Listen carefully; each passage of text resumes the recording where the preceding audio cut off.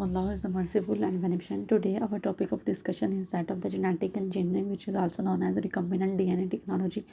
DNA from the two different organisms joins inert in a suitable host, insert in a suitable host and bodies किसी suitable host या body में insert किया जाता है and then multiply in the numbers and express it.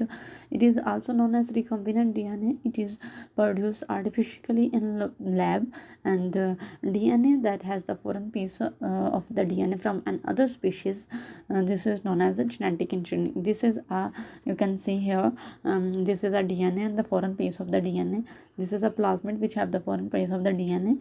In 1973, Herbert Boyers and Asko Hans prepared the DNA in the lab artificially and using the restriction enzymes E. coli bacteria.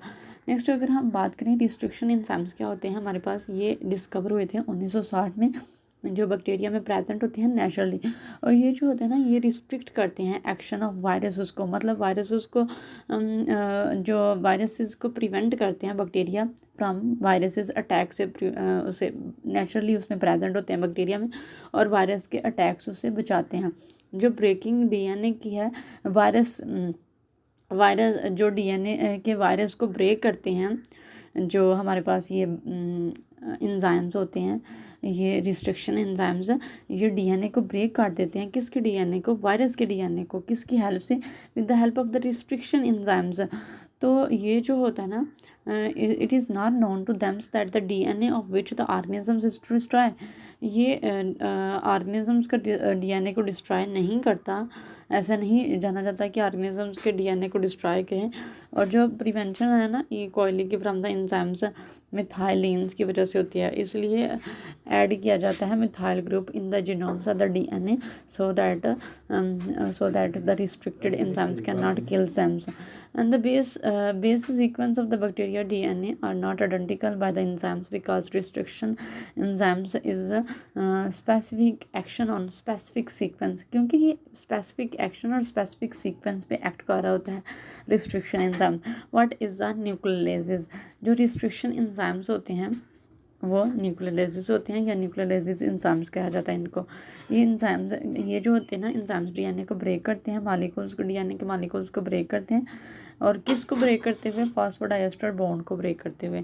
और इसकी two types होती हैं, एक्सोन्यूक्लियोसिस और एंडोन्यूक्लियोसिस. एक्सोन्यूक्लियोसिस अगर वो nucleotides को remove कर रहे होते हैं फ्रॉम द डीएनए एंड से डीएनए के स्ट्रैंड से, तो इसको हम एक्सोन्यूक्लियोसिस कहते हैं. अगर ये इंटरनल फॉस्फोडाइएस्टर बॉन्ड का ब्रेक कर रहे होते हैं डीएनए से, तो इसको हम एंडोन्यूक्लियोसिस एंजाइम.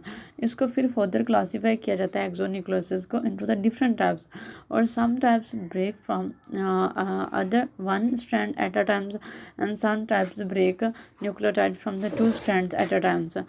और अगर हम एंडोन्यूक्लियोसिस की बात करें तो some type attach on the single end some attach to the double strands. और इसके एग्जांपल है हमारे पास restriction enzymes exo endonucleases. What is the restriction endonucleases? ये एक ऐसा एंजाइम है जो ब्रेक कर रहा होता है डबल स्ट्रैंड ऑफ डीएनए को only limited number of the sides, not randomly break नहीं, only limited number of the sides में ब्रेक कर होता है. What is a palindromic sequence? Palindromic sequence ऐसे सीक्वेंस होते हैं, हमारे पास limited numbers of the sides होते हैं, इनको पैलोड्रोमिक सीक्वेंस कहा जाता है. This is the same reading from the both sides. दोनों स्ट्रैंड से जो बोथ रीडिंग होती है वो सेम होती है. यहाँ पे अगर हम देख सकते हैं GAATTC और CTTAGC, तो सेम है दोनों साइड से ऐसी रीडिंग. जैसे रिटार्ड होता है, तो रिटार्ड को अगर हम इस लेफ्ट हैंड साइड से भी पढ़े तो भी रिटार्ड, अगर राइट हैंड से पढ़े तो भी वही स्पेलिंग्स होते हैं.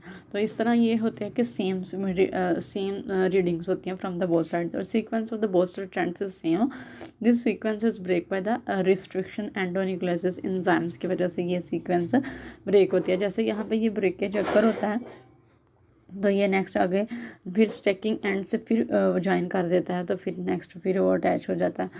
अच्छा, फिर उसने बात किया है कि हॉग्ड पोर्शन जो होता है ना, इनलोगेटेड पोर्शन, एंड जो पोर्शन होता है डीएनए का स्ट्रैंड्स का, उसे स्टिकी एंड्स कहा जाता है. और ये जो होती है ना at this end extra piece होता है हमारे पास, एक्स्ट्रा पीस 10 स्ट्रैंड्स के साथ होता है, उसमें एडिड किया जाता है और जीन्स को इंसर्ट किया जाता है. 2 डीएनए रिक्वायर किए जाते हैं जीन्स के फॉर इंटरेस्ट। जीन इंटरेस्ट के लिए डीएनए रिक्वायर होता है that we want to multiply interest in genome of bacteria. Both DNA काट जो दोनों डीएनए ना उनको काट किया जाता है by the some enzymes to काट द होस्ट डीएनए भी काट किया जाता है। फिर जीन ऑफ इंटरेस्ट को उसके अंदर डाला जाता है, फिर उसके डालने के बाद उसे फिर होस्ट के अंदर मल्टीप्लाई करती है, देन वो ग्रो करके एक हमें जिस तरह हम इंसुलिन प्रोड्यूस करते हैं तो वो भी हम जेनेटिक इंजीनियरिंग के थ्रू ही एक प्लाज्मिड लेते हैं, फिर वो स्टिकी हैंड्स के साथ ज्वाइन करते हैं, फिर वो डीएनए प्लाज्मिड के साथ रिकम्बिनेंट डीएनए बनाता है, तो फिर नेक्स्ट हमारे पास वो ग्रो करता है। This is all about our topic of genetic engineering.